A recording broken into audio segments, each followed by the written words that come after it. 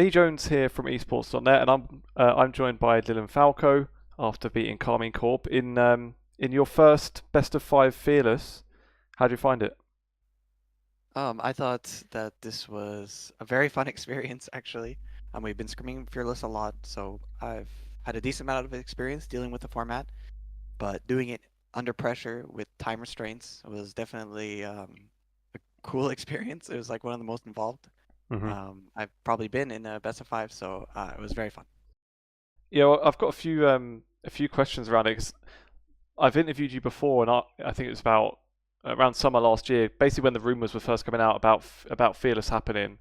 And back then you said that you felt like it would suit G2, but also you said kind of what you just mentioned now that the coach is more involved now, and you have a bigger hand to play in the wins. And I don't know if you would have seen it. Yamato on Twitter, like a few minutes ago, he said G2 showed the best drafting I've seen all year long in this series. Insane prep work. So, pretty high praise, and it looks like you've kind of hit the ground running with it. So, yeah, do you think it does kind of suit G2, especially in yourself as well? Because you've kind of been hailed as a good drafter before. So Yeah. surely you feel like you're thriving now.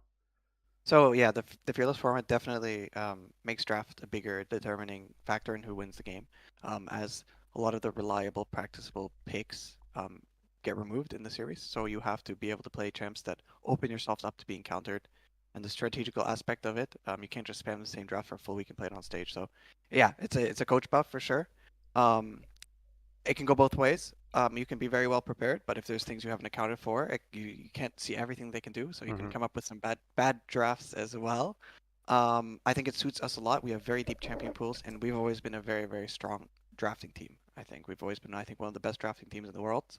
So yeah. That being said, I think today might have had some of the most one-sided drafts I've like ever seen.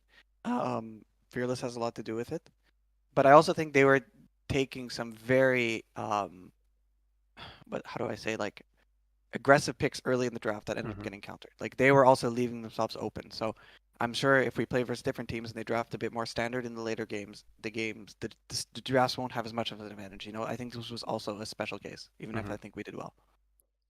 Well, that was like, yeah, your first fearless game.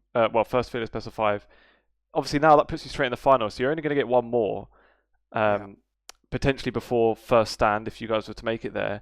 Let's imagine G2 is going to make it to first stand. Looking at Hanwha Life, they've had four goes at it already, and it's all of them went to the fifth game as well. So do you kind of feel like you guys have not had quite the same practice on it? I know obviously you're saying like you're scrimming with it, but I guess it's different to being on stage. Obviously, NEC was like one of the only regions that still did a few best of ones and that as well. So yeah, how do you feel kind of compared to other regions? Like we haven't had as many best of fives in practice or stage as the other teams, but we've done so many best of fives over the years, and I think the difference between four or two best of fives, it's not like this is gonna be the determining factor of who Hmm. handles the fearless drafts better. I think who understands how to draft will probably matter a lot more. So, like maybe a little bit, but I don't see it that way. Yeah. And do you prefer the one now? Because it's not like the full fearless, right? When the picks also could get removed. Like, do you feel like there'd be a preference on any of the kind of different types of fearless? Or are you kind of happy with the one that So they got? this was the full fearless. I talked, like, Riot sent out some options to teams, and we spoke about the different versions of it. This was the version that I wanted the most, as Hmm. the feedback I gave to Riot. There was like half fearless that they experimented, I think, in China last year. That was like really not that great because you would usually end up like swapping sides of the draft if you're trading picks. Like if you play Vars versus Ash one game, the next game would be Ash versus Mm. Vars. And that almost was like it felt even worse in a weird sort of way. So I'm happy that I think this was by far the best. I think there was one where the picks reset for game five. I think that would really ruin the point as well because game five would just be a normal game and Hmm. then it would get, yeah. So I think of all the fearless formats, this was the one I liked the best. And would you be open to seeing it used all year round then? I know a lot of people are kind of calling for it to be implemented in MSI and Worlds and everything as well. Yeah, I think they should implement fearless for this full year. I think it's better for the game, and I think whatever is better for the game and for the viewers is better for us. It obviously changes what you need to value in your prep and your players and in everything you do, but I think the benefits far outweigh the downsides. Hmm. So I know they were speaking about it next year, but I think they should do it this year. Sure. And then logistically, like you get to game 4, how do you remember what's actually available still? Have you got like kind of got them all listed out? Because you might think, oh, this pick will work here. Actually, no, not this one. Maybe this one. No, not this one. Like, how do you just kind of visualize it and remember exactly what's on and off the table? At least for me, I'm very good at these types of whether it's card games or memorizing things, stuff like this. I can like recall like drafts from 8 years ago, like no problem. Hmm. I have that sort of a memory when it comes to League of Legends stuff, like kind of like how those chess players do it. So I have just no problem dealing with the Fearless format. This is kind of in my zone, in my expertise, I think. I wanted to ask about doing Fearless with Caps in the mid lane as well, because obviously, I mean, Fearless or not, he's the ideal player to have anyway. Obviously, he's the best player basically Europe's ever had, but also he's so flexible it seems as well. Yeah. Do you think like that aspect of his game as well makes it like so much more easier for you to lead the team in these kind of games? So I think like in the last year or two, I feel like it's been BB with the crazier champion pools and Caps. Caps has kind of been sticking to like hyper carry champs and kind of doing his own thing in a lot of the games. But Fearless kind of makes him have to go back maybe a bit to the more crazy stuff sometimes from time to time, which I think he's great at.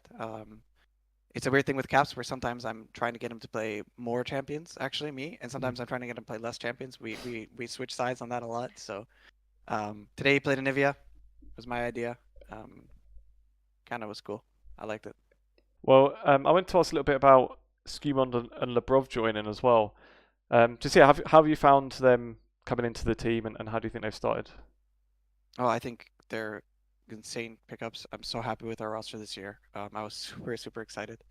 I think the public perception based on our first week of regular season is like kind of funny, Hmm. considering how strong we feel we are, and we feel that like we've like I don't know, Skewmod is just crazy. He's just like permanently rank 1 in solo queue. The season restarts 3 weeks later. Oh, he's back to rank 1, 2000 LP. Just carrying all the games. It's very crazy. Lebrov also like insane laning. Carried I think 2 or 3 games today against K Corp. So I couldn't be happier than to have them this Sure. year.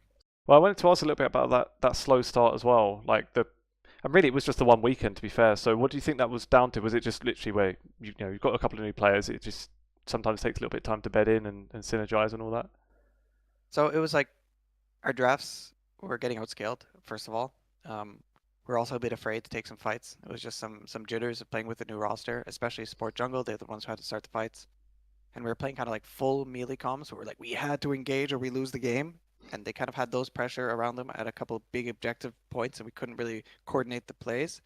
But they're kind of hard situations to play. It wasn't easy. Hmm. And as soon as the drafting put it in easier cases to play, and we just gained a bit more confidence, um, you can see they're just crazy players, and we're a very good team. So I think it was very draft related, very Otacon related, and just a bit of jitters of the first week of the season.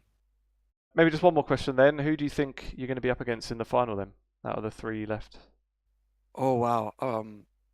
Before today, I thought for sure we'd be playing K Corp and then K Corp again. I think like talent wise, I think they have the most talent of any other team.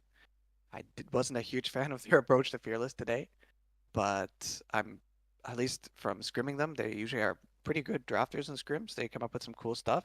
Hmm. So maybe we just got the best of them today. So I would say K Corp would be my prediction. Nice.